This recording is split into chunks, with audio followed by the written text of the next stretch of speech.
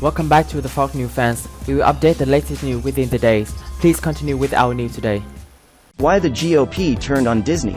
Republicans' high-profile feud with the mouse is the next front in their ongoing feud with the American mainstream.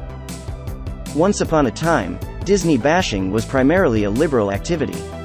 Whether it was the company's perceived stale, Cold War-era morality, its stranglehold on global pop culture, or simply its role as one of America's preeminent corporate monoliths, the company was a reliable punching bag for pugilistic left-of-center activists and cultural critics.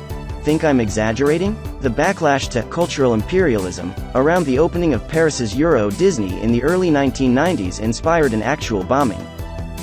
Now the tables have turned. The Walt Disney Company finds itself at the center of a controversy stoked by Republicans who, incensed by the company's opposition to a piece of legislation recently signed into law by Gov. Ron DeSantis, are trying to paint it as the enemy of all things good, decent and godly in America. Dubbed by its enemies the "Don't Say Gay" bill, the legislation bans instruction about sexual orientation and gender identity from kindergarten through third grade and mandates that education on these topics in any grade be age-appropriate, a policy its supporters say is just common sense, and that critics say will have an overall chilling effect for gay educators, potentially driving them out of the workforce altogether. But the details of the policy itself are almost beside the point.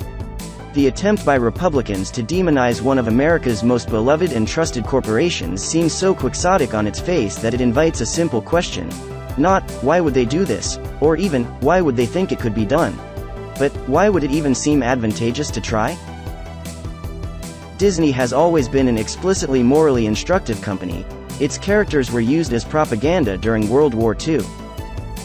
Walt Disney's original vision for Walt Disney World in Orlando was a model for a healthy civic society, among many other examples. Conservatives now simply disapprove of the corporation's chosen morality, which includes commonly accepted progressive ideas about multiculturalism and personal identity. The story of fighting back against that gradual, seemingly inevitable leftward cultural creep is more or less the story of conservatism itself. The incentives and pressures that have led conservatives on this particular quest, however, one that's not only almost certainly hopeless, but that has led them into sinister rhetorical territory in referring to opponents of the law as groomers, or manipulative pedophiles, are quite modern, and reveal how much both our cultural and political landscape have shifted over just the past decade of American life. Walt Disney's personality and imagination are baked into the company that bears his name.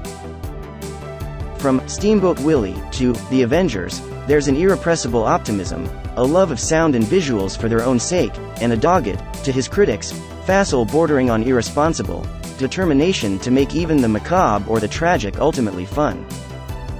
If that sounds indistinguishable from the American character, as hazily defined in pop culture, it's not by accident. Disney's original critics from the left accused the company of whitewashing American life and spreading the post-war nuclear family myth to unwilling recipients across the globe.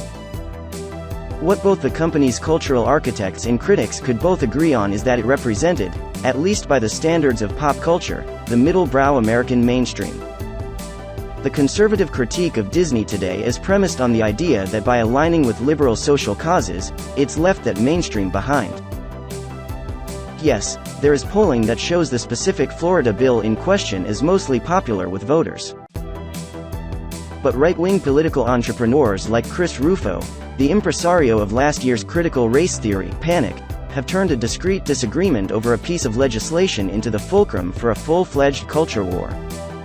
They now accuse notionally LGBT-friendly companies like Disney of grooming children, an astonishingly cynical rhetorical flourish that, by misappropriating a term used to describe pedophiles, manages to conflate homosexuality and pedophilia, profoundly disrespect actual survivors of child sex abuse by using their experience as a political cudgel, and invoke the specter of far-right conspiracy theories like Pizzagate, https://www.nytimes.com/interactive/2016/12/10/business/media/pizzagate.html, all at once.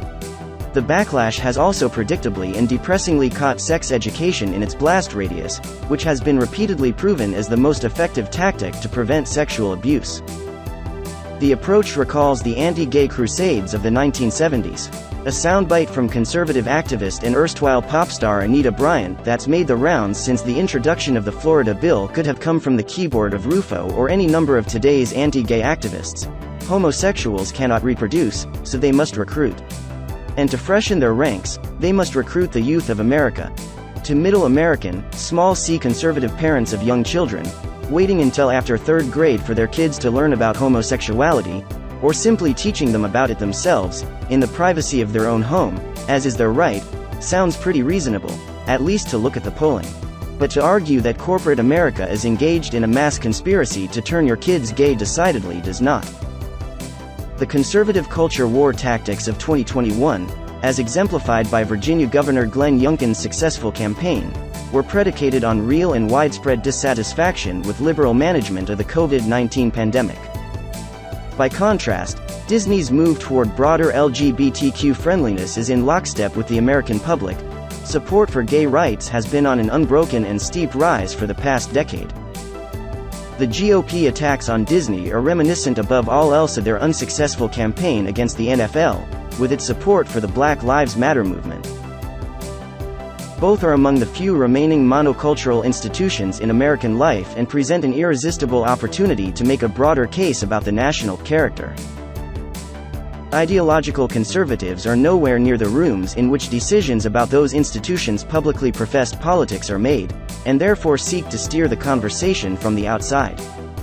And in both cases, conservatives have conflated corporate messaging with support for extreme edge cases within each issue, like police abolition or medical youth gender transition, hoping that Americans will do the same. Embedded in that effort is the recognition that when it comes to the core issues at hand, support for the racial justice movement and LGBTQ rights, the ship has sailed leftward and has been doing so since the 1960s, if not before. If you're a committed conservative activist, that's a genuine cause for lamentation. If you're an ambitious Republican like Ron DeSantis, it's a potential opportunity to win the base's fealty. In going on the offense against Disney, he and other Republicans like Georgia Rep. Marjorie Taylor Greene are betting they can do that without alienating the vast middle. But in their choice of target, and the hateful and off-putting character of their attack to all but the most extremely online conservative activists, they've unwittingly revealed just how little leverage they really wield when it comes to America's cultural mainstream. This is the end of our news today. Thanks for watching and see you next time.